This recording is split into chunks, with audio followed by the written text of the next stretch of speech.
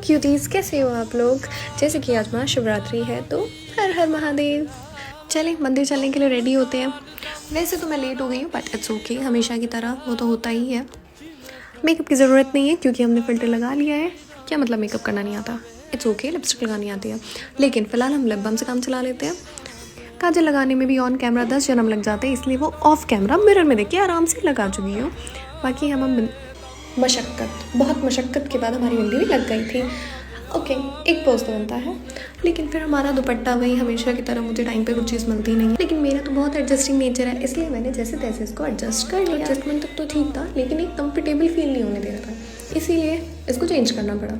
दूसरा भी adjusting nature में ही आता है, लेकिन फिर भी थोड़ा बेटर।